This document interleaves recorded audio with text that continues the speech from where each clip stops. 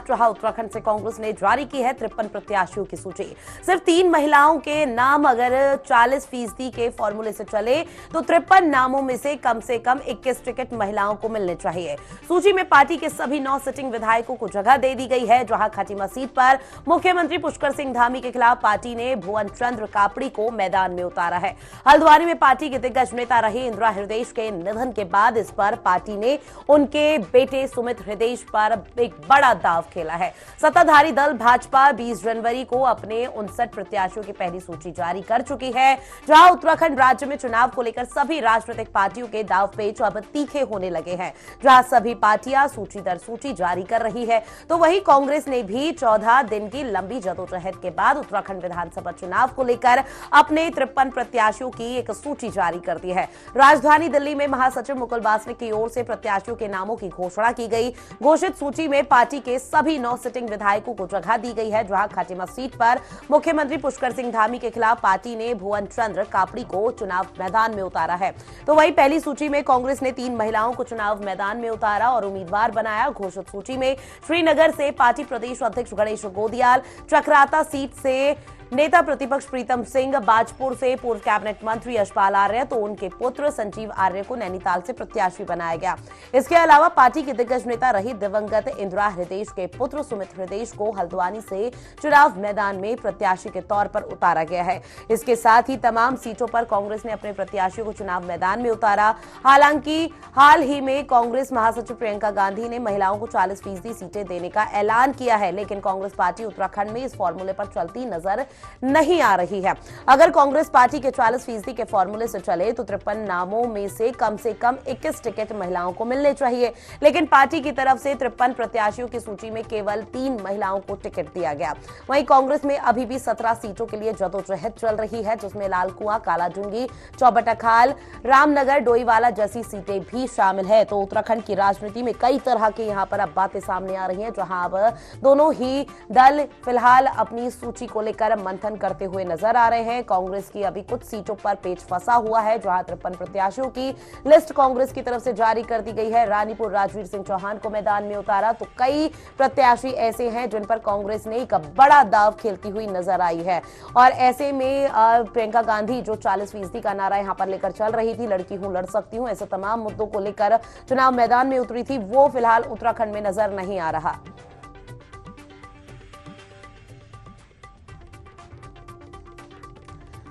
तो कालाजुंगी, चौबटखाल, रामनगर, डोईवाला जैसी सीटें शामिल हैं, जिसको लेकर अभी भी यहां पर बैठक की जा रही है। पौड़ी से एससी नवल किशोर, श्रीनगर गणेश गोदियाल, कोटद्वार से सुरेंद्र को मैदान में उतारा। कपकोटे ललित मोहन सिंह, बागेश्वर एससी रंजीत दास, द्वाराघाट से भी यहां पर चुनाव मैदान में उतारा गया। रानीखेत से करण मेहरा को मैदान में उतारा गया। जागेश्वर से गोविंद सिंह कुंजवाल, लोहाघाट से खुशहाल सिंह अधिकारी को मैदान में उतारा गया, जिस पर एक बड़ा दांव खेलती हुई कांग्रेस नजर आ रही है।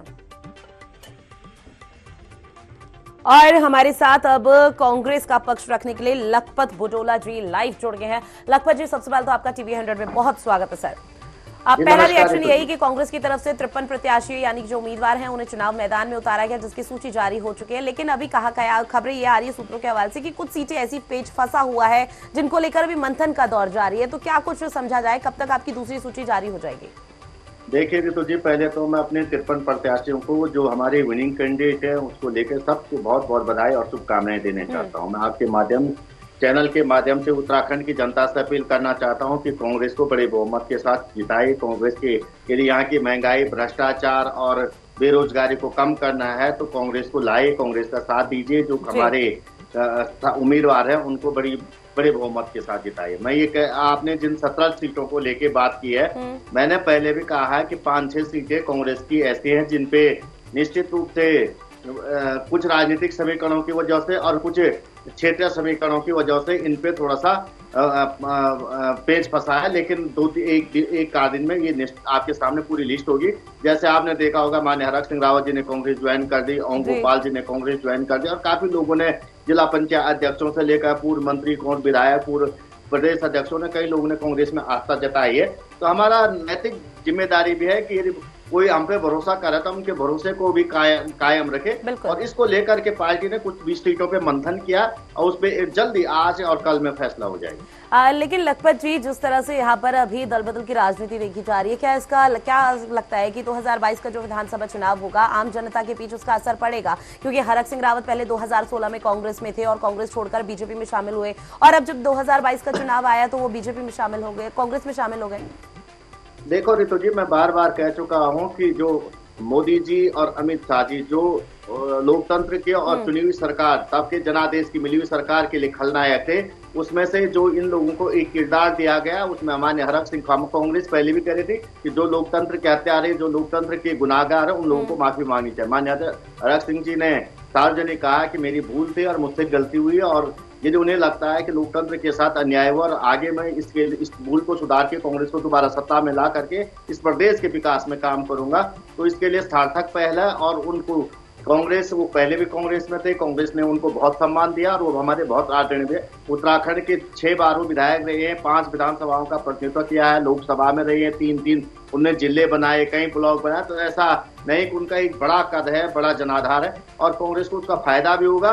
लेकिन कांग्रेस केवल फायदा नहीं देखती, कांग्रेस ने इस देश को संविधान दिया, इस देश को लोकतंत्र दिया, और जिन्होंने जनादेश का, उत्तराखंड की जनादेश का गला घोटने का काम किया मोदी जी और अमित शाह जी के साथ, उसको लेकर के कुछ लोगों को लगता है कि हाँ गलती हुई है, तो हम निश्चित रूप से उस पर विचार किया पार्टी ने और विचार करके उनको कांग्रेस में शामिल किया गया। लेकिन लखपत जी, अभी जो यहाँ पेच की स्थिति फंसी हुई है नामों को लेकर, प्रत्याशियों के नामों को लेकर, वो फिलहाल वजह क्या बताई जा रही है? क्योंकि प्रियंका गांधी की तरफ से यहाँ पर कहा गया था लड़की हूँ, लड़ सकती हूँ, और ऐसे में आगामी 5 राज्यों में इस नारे को चलाया जा रहा था और ये भी कहा जा रहा था कि 40% महिलाओं को यहाँ पर टिकट दिए जाएंगे। लेकिन पहली जो सूची सामने कांग्रेस की है उसमें सिर्फ 3 महिलाओं को जगह दी गई। बहुत अच्छा सवाल है। तो जी देखिए, माननीय प्रियंका गांधी जी ने, देश का सबसे बड़ा राज्य, सबसे ज्यादा पॉपुलेशन का राज्य उत्तराखंड, उत्तर प्रदेश है, और उसको लेके उन्होंने एक नौ पहल शुरुआत की है। उत्तराखंड में आप देखोगे 4 जो पिछले विधानसभा चुनाव हुए, चारों विधानसभा चुनाव में सबसे ज्यादा महिलाओं को उम्मीदवार कांग्रेस ने बनाया। ये आप पिछला भी रिकॉर्ड देख सकते हैं। इस समय भी आप भाजपा के बनस्पत देखोगे, हम ज्यादा महिलाओं को टिकट देंगे, लेकिन क्योंकि पार्टी ने बहुत चीजों को देखा है कि चुनाव लड़ना है, चुनाव को जीतना है, सरकार बनानी है, तो उसको लेकर के हम हर प्रकार से महिलाओं को सशक्त करेंगे। और आने वाले 2022 में हम चाहेंगे 50-40 की 50% महिलाओं को टिकट देंगे, और वो जीतने की स्थिति में उनको इतना सबल कांग्रेस बनाने का काम करेगी। लेकिन उत्तर प्रदेश से हमने शुरुआत की है। उत्तर प्रदेश में अगर उत्तर प्रदेश की 50% जनता भी इसको अडॉप्ट करती है, और जो पुरुष प्रधान समाज है वो भी यदि इसको अडॉप्ट करने का काम करती है, कांग्रेस वहां पे सत्ता में आती है, तो पूरे देश के अंदर की राजनीति बदल जाएगी। और इसको लेकर हर पार्टी गंभीर होगी कि महिलाओं को राजनीतिक सशक्तिकरण करना पड़े। जो उनका शोषण होता है, सामाजिक, राजनीतिक, आर्थिक रूप से जो शोषण होता है, उसके लिए महिलाओं को आगे आना पड़ेगा, महिलाओं को खुद लड़ना पड़ेगा। उसके लिए माननीय प्रियंका गांधी जो अभिनव पहल किया, वो एक प्रयोग है उत्तर प्रदेश के अंदर। और ये उत्तर प्रदेश में कांग्रेस की बहुमत बनेगी, मैं आपसे पुनः उत्तर प्रदेश में कांग्रेस की महिला ही मुख्यमंत्री बनाएंगे, और उसके साथ में आपसे कर देश का नैरेटिव भी चेंज हो जाएगा। पूरे देश के अंदर हर पार्टी को सोचने पे विवश होना पड़ेगा कि देश के अंदर महिलाओं को 50% आपको ऐसा नहीं लगता कि अगर उत्तराखंड को भी छोड़ दिया जाए, उत्तर प्रदेश का जिस तरह से आप जिक्र कर रहे हैं, उत्तर प्रदेश में कांग्रेस अपनी सिर्फ खोई हुई जमीन को तराश रही है? जी देखिए, जमीन हम कोई जाति आधार पर जमीन नहीं तराश रहे, हम कोई सांप्रदायिक आधार पर जमीन नहीं तराश। हमने कहा है कि 50, जिस तरह से आपने देखो पिछले 5 साल, 10 साल, 15 सालों में उत्तर प्रदेश के अंदर जो अन्याय हो रहा है, जो महिलाओं के साथ अन्याय हो रहा है, चाहे वो बलात्कार हो, चाहे शिक्षा हो, चाहे स्वास्थ्य हो, चाहे उनका एजुकेशन हो, चाहे उनके शादी का मामला हो, आपने हर प्रकार में जो महिलाओं को दबाने का काम 15-20 साल में हुआ, उसको लेके हमने एक अभिनव पहल किया कि उत्तर प्रदेश में यदि नैरेटिव सेट होता है, 50% मतदाता यदि जाग जाता है, उन्हें लगता है कि माननीय प्रियंका गांधी जो कहा है कि लड़की हूँ, लड़ सकती हूँ, अपना अधिकार ले सकती हूँ, समाज में मेरी हिस्सेदारी पूरी होनी चाहिए, उसके लिए हमने प्रयास किया। हम पुनः कह रहे हैं कि उत्तर प्रदेश में कांग्रेस सरकार बनी, महिला ही मुख्यमंत्री होगी। पूरे देश का नैरेटिव चेंज करने का उत्तर प्रदेश के लोग करेंगे, और उत्तर प्रदेश की महिलाओं की जिम्मेदारी है ये, वो इस नैरेटिव को देश के अंदर चेंज करे, और उसको लेकर महिलाओं का सशक्तिकरण, जो भागीदारी होनी चाहिए, सामाजिक, आर्थिक, राजनीतिक भागीदारी होनी चाहिए, उसको लेकर सबल कदम उठाने का काम महिलाएं करें। अब वो पहल करे, वो आगे बढ़े। कांग्रेस ने एक प्रयास किया, आखिरी में कांग्रेस एक रास्ता दिखाने का काम करे, उस रास्ते लेकिन पे सर आगे क्या सिर्फ उत्तर प्रदेश की महिलाएं ही बढ़ चढ़कर हिस्सा ले या आत्मनिर्भर बने, उत्तराखंड की महिलाओं को हक नहीं है क्या? जी बिल्कुल, आप यही मैंने कहा। देखिए, यदि उत्तर प्रदेश 24 करोड़ की पॉपुलेशन इस देश के अंदर, उत्तर प्रदेश के अंदर है, सबसे बड़ा सबसे बड़ा राज्य है, सबसे ज्यादा पॉपुलेशन है, उसके बावजूद यदि हमने वहां पे अभिनव पहल की है और ये पहल यदि वहां से सफल हो जाती है, देखो एक चीज का प्रयोग करना पड़ता है और उस प्रयोग के अंदर ये महिलाएं आगे आती है और इसका अच्छे रिजल्ट निकलता, पूरे देश में सोचना पड़ेगा सबको। वरना अगर महिलाएं आगे नहीं आएंगी, मैंने कहा उत्तराखंड में कांग्रेस हर बार 10 से 12 टिकट हर बार देती थी, लगभग कांग्रेस ने हर बार, आप देखो पंचायत में कांग्रेस ने महिलाओं को आगे चमोली के अंदर सामान्य सीट के होने के बाद जिला पंचायत अध्यक्षा महिला है, सभी जगह इस तरह के काम हमने किए। इस समय यदि उत्तराखंड में महिला सरकार हमारी बनेगी तो मैं आपसे कह सकता हूं कि 2027 में हम 50% महिलाओं को यहाँ पे भागीदारी में लाएंगे और उनको सशक्त करके राजनीतिक रूप से उनको मजबूत करेंगे ताकि उनकी सहभागिता समाज के साथ बराबर हो। बिल्कुल सर, एक रिएक्शन और आपसे कि जिस तरह से महिलाओं की भागीदारी को उत्तराखंड में यहाँ पर वर्चस्व आप लोग लेकर चल रहे हैं, ऐसे में सरिता आर्य ने अभी हाल ही में बीजेपी ज्वाइन की है, उसको लेकर आप क्या कहेंगे? क्योंकि उनकी तरफ से कहा जा रहा है कि लड़की हूँ लड़ सकती हूँ का सिर्फ नारा दिया जा रहा है, लेकिन उसको अमली जामा नहीं पहनाया जाता और जो पार्टी के अंदर की महिलाएं हैं उनका यहाँ पर शोषण किया जाता है। आप एक चीज बताएं, भाजपा ने अपनी महिला मोर्चे की अध्यक्षा को टिकट नहीं दिया, पूर्व मुख्यमंत्री की बीवी को टिकट, लड़की को टिकट नहीं दिया, पूर्व विधायक को टिकट, वर्तमान विधायक को टिकट नहीं दिया, तो जो वो बात कह रहे सरिता आर्य जी को पार्टी ने 3 बार टिकट दिया, 2 बार वो चुनाव हारे, पार्टी ने प्रदेश अध्यक्षा उनको बनाए, किसकी जिम्मेदारी है? और वो टिकट लेने से पहले उन्हें भाजपा की गोद में बैठ गई, भाजपा के गोद में उन्हें खेलने का काम कर, तो हम उस पर कोई प्रतिक्रिया नहीं देना चाहे, लेकिन उन्हें सोचना चाहे यदि उन्हें इतनी पार्टी ने इतनी इज्जत और इतना सम्मान दिया, कहां से उठा के उन्हें कहां ले गए? वो महिलाओं का, उन्होंने उत्तराखंड की महिलाओं का अपमान किया है, उत्तराखंड में कांग्रेस की जो उनसे जुड़े हुए लोग उनका अपमान किया, वो एक अपने टिकट के लिए, अपने स्वार्थ के लिए भागे हैं। ये जो पार्टी अंदर रह करके महिलाओं की लड़ाई लड़ती, दलितों की लड़ाई लड़ते और कांग्रेस नहीं सुनती, तो वो कह सकते थे मीडिया में कि हमारे साथ अन्याय हो रहा, शोषण हो रहा, पार्टी हमारी सुनने। आप तो पीसीसी में आकर के कह रहे हैं कि मुझे बीजेपी टिकट दे देगी तो मैं भाजपा में चले जाऊंगी। अब ये बताओ, ये प्रदेश अध्यक्ष बयान आप उसी दिन कांग्रेस ने उनको कह दिया था कि कहीं आउट। मैं आपसे कह सकता पार्टी समझौता नहीं करेगी। कांग्रेस ने हमेशा महिलाओं को पंचायतों में आरक्षण देने का काम किया, मजबूत करने का काम किया, वोट का अधिकार दिया, सबल बनाने का काम किया, हर प्रकार से इस देश के अंदर महिलाओं को सशक्त करने का काम किया। लेकिन हमारी जिम्मेदारी, जो राजनीतिक जिम्मेदारी हमारी है, उसमें सामाजिक भागीदारी महिलाओं की उतनी नहीं हो पाई जितनी होनी चाहिए थी। उसको लेकर कांग्रेस अलग जगह रही और आगे बढ़ के काम कर रही है। तो उसमें मैं आप समझता हूं कि उत्तर प्रदेश के, मैं अपनी बहनों से कहना चाहता हूं, अपनी माताओं से कहना चाहता हूं कि एक बार प्रियंका गांधी जी को मौका दीजिए, देश की राजनीतिक समीकरण बदलेंगे। लेकिन लखपत जी, यहाँ तो आपने हर एक, जिस तरह से सिक्के के 2 पहलू होते हैं वो लाकर खड़े कर दिए हैं और इसके भी 2 पहलू लाकर खड़े कर दिए। जब तक हरक सिंह रावत कांग्रेस में घर वापसी की तो वो सही हो गया, लेकिन सरिता आर्य ने यहाँ छोड़ा तो ये महिलाओं का यहाँ पर तमाम तरह की यहाँ पे आपने खामियां सुना दी। ठीक है, बने रहिए हमारे साथ। फोन लाइन पर जेपिंदर सिंह जी भी जुड़ गए जो कि बीजेपी का पक्ष रखेंगे। जेपिंदर जी, सबसे पहले तो आपका बहुत स्वागत है टीवी 100 में। पहला सवाल आपसे यही कि कांग्रेस की तरफ से 53 प्रत्याशियों की जो सूची है वो जारी कर दी गई, बीजेपी की तरफ से भी अभी माथापच्ची का दौर चल रहा है और कुछ सीटें ऐसी है जहां पर बीजेपी की तरफ से अभी नाम नहीं समझ में आए हैं, तो इसे किस तरह से देखा जाए कि कब तक बाकी की सूची के नाम यहां पर सामने आ जाएंगे? सबसे पहले तो हम बात करेंगे कि कांग्रेस हमेशा से भ्रष्टाचार की नीतियों का समर्थन करती आई है।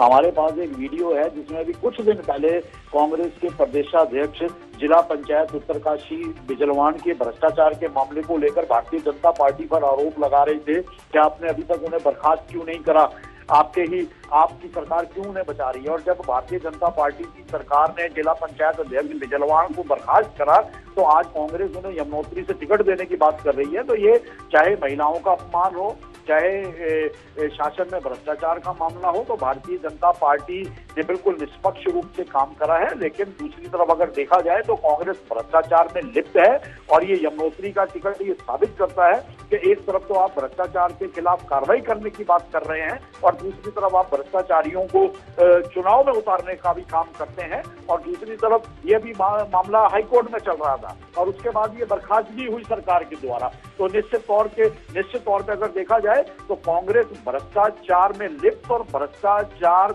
से युक्त शासन देती आई है देश को और प्रदेशों को, जिसकी वजह से आज वो बिल्कुल गर्त में चली गई। और दूसरी तरफ रही महिला सम्मान की बात, तो आज भी 5 महिलाओं को अभी तक टिकट दे दिया जा चुका है।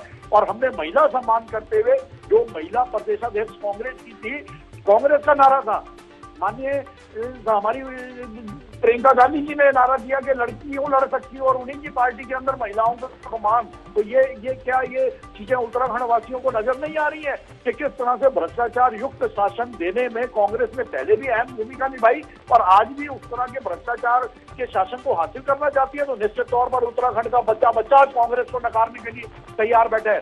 कांग्रेस के कार्यकर्ता इस बात से नाराज हैं और दूसरा इन्होंने जो हरक सिंह रावत जी को कांग्रेस में एंट्री दी और निश्चित तौर पर हरक सिंह रावत जी के साथ ही हरीश रावत जी की मेहनत पर जिस तरह से पानी फेरा, तो निश्चित तौर पर आज कांग्रेस का आम कार्यकर्ता अपने आप को व्यथित महसूस कर रहा है, ठगा हुआ महसूस कर रहा है यमुनोत्री टिकट के नाम पे और इस एंट्री के नाम पे। तो निश्चित तौर पर आज पूरा कांग्रेस का कार्यकर्ता मन से भारतीय जनता पार्टी के साथ खड़ा हुआ है, क्योंकि लेकिन सर इस बीच कांग्रेस का कहना है कि जितना बीजेपी को राज करना था उत्तराखंड में बीजेपी ने राज कर लिया। सर बात सुनिए जयपेंद्र जी, यहाँ पर कांग्रेस के प्रवक्ता भी हमारे साथ जुड़े हुए हैं, लखपत बुटोला जी, उनका साफ तौर पर कहना है बीजेपी को जितना राज करना था कर लिया, अब आम जनता त्रस्त आ चुकी है, तमाम तरह के जो यहाँ पर मुद्दे हैं उनको यहाँ पर उठाया गया, चाहे पलायन हो, किसी भी तरह के यहाँ पे मुद्दों को रोका नहीं गया। तो अब किस तरह से देखा जाए कि आने वाले समय में क्या बीजेपी एक बार फिर वापसी करेगी? भविष्य में होगा जी सर, आवाज पहुंच रही है अब तक? जी हम बोले जयपेंद्र जी। जी हम बोलते हैं। जी सर, आने वाले समय में किस तरह से आप अपनी पार्टी को देखते हैं? युक्त शासन प्रदेश की जनता नकार चुकी है और वर्तमान चुनाव में भी ये जो दो प्रकरण हुए हैं, हरक सिंह रावत जी वाला और यमुनोत्री में उत्तरकाशी जिला पंचायत अध्यक्ष बिजलवाण के भ्रष्टाचार के खिलाफ जो आरोप लगे हैं, उसके बाद कांग्रेस के प्रदेश अध्यक्ष जिस तरह से खिलाफत कर रहे थे और भारतीय जनता पार्टी को कह रहे थे कि आपने अभी तक बर्खास्त क्यों नहीं किया, हमने बर्खास्त कर आप टिकट देते हो, तो आप क्या संदेश देना चाहते हो? क्या भ्रष्टाचार युक्त शासन की नींव रख रहे हो? इसे ना तो जिला उत्तरकाशी की जनता बर्दाश्त करेगी, ना यमुनोत्री की जनता बर्दाश्त करेगी और ना उत्तराखंड की जनता बर्दाश्त करेगी। ठीक है जयपेंद्र जी, आपका रुख करूंगी, आप बने रहिए हमारे साथ। एक आखिरी रिएक्शन लखपत बुटोला जी आपसे लेना चाहेंगे कि तमाम मुद्दे हैं जिसको लेकर राजनीति हो रही है और इसमें परिसंपत्ति का मामला एकमात्र ऐसा था जो कि 2000 में जब उत्तराखंड राज्य उत्तर प्रदेश उससे अलग हुआ था, तो उस दौरान कई लोगों की, कई आमजन की जो यहाँ पर संपत्ति थी वो यहाँ उत्तर प्रदेश के अधीन हो गई थी। लेकिन इस बीच जब अभी हाल ही में देखा गया कि सीएम पुष्कर सिंह धामी यहाँ पर उत्तर प्रदेश के मुख्यमंत्री से बातचीत की, बैठक की और कहा कि चुनाव से पहले ये परिसंपत्ति का मसला हल हो जाएगा, क्या लगता है कि इसका भी असर किसी भी तरह से विधानसभा चुनाव में पड़ने वाला है? आप देखिए कहाँ हल हुआ है। मैं एक चीज जयपेंद्र जी की बात पे कहना चाह रहा था, इन्होंने कहा कांग्रेस की महिला अध्यक्षा का सम्मान किए, मान्यवर आप अपनी महिला अध्यक्षा का सम्मान क्यों नहीं किया?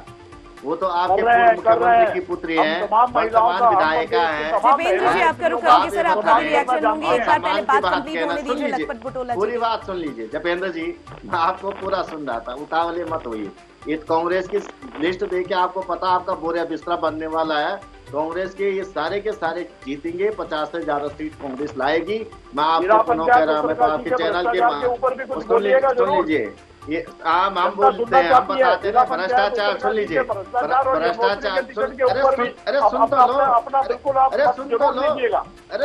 अरे सुन तो लीजिए। अरे भ्रष्टाचार में तो आपके निवर्तमान मुख्यमंत्री सुप्रीम कोर्ट से जमानत पे चल रहे, भ्रष्टाचार की बात करोगे? लोकायुक्त क्यों नहीं लाए? भ्रष्टाचार की बात करोगे? 3 विधायक पे आपके बलात्कार के केस चल रहे, आप भ्रष्टाचार की बात करोगे? लखपत जी यहाँ पर आगामी 2022 विधानसभा चुनाव होने हैं, किस तरह से यहाँ पर आप होते हैं क्योंकि चुनाव आयोग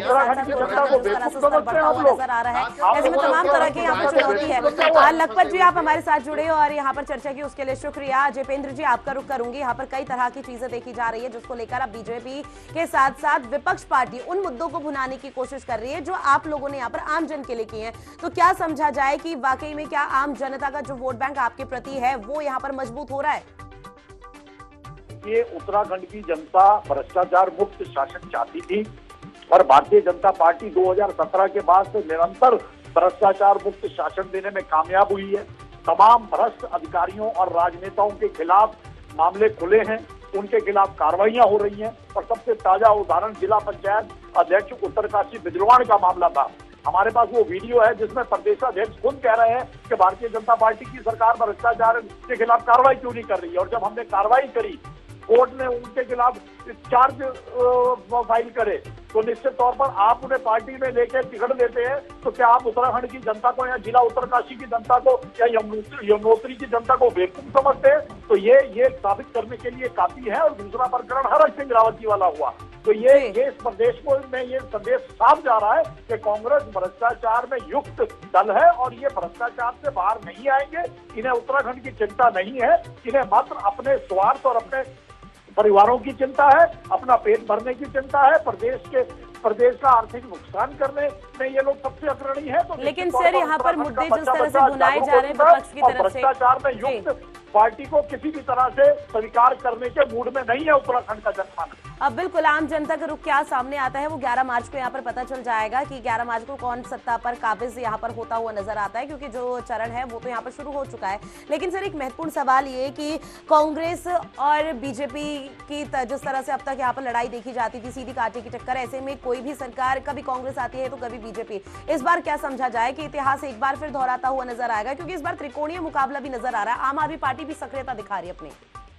नहीं ठीक है, लेकिन आप ये समझिए कि आप उत्तराखंड का जनमानस समझदार हो चुका है। उन्हें पता है कि आज कांग्रेस एक ही बात कहती है कि एक बार भाजपा एक बार कांग्रेस, इनके पास कोई मुद्दा ही नहीं है, क्योंकि भ्रष्टाचार लेकिन इस बीच अब आम आदमी पार्टी भी है यहाँ पर, तो निश्चित तौर पर आज भारतीय जनता पार्टी के प्रति आम जनमानस, आम उत्तराखंडवासी का भरोसा बढ़ा है। और वो इसलिए बढ़ा है क्योंकि माननीय प्रधानमंत्री मोदी जी का फोकस उत्तराखंड के ऊपर है। प्रदेश सरकार का फोकस उत्तराखंड की 25वीं सालगिरह से पहले उत्तराखंड राज्य को देश का अग्रणीय राज्य बनाने के ऊपर है। और उत्तराखंड का बच्चा बच्चा जानता है, आम जनमानस जानता है कि जब इतने बड़े वृहद स्तर से आज 1,500 करोड़ से ज्यादा की योजनाओं के ऊपर काम चल रहा है, तो सबको पता है कि आप एक बार उत्तराखंड की जनता को अपना भाग्य लिखना पड़ेगा। और अपना भाग्य लिखने के लिए उन्हें बिल्कुल अपना भाग्य लिखना पड़ेगा। और अब भाग्य किस तरह से यहाँ पर भाग्य विधाता लिखता हुआ नजर आता है, ये देखना काफी महत्वपूर्ण होंगे। सर आप हमारे साथ जुड़े, उसके लिए आपका शुक्रिया। अब हमारे साथ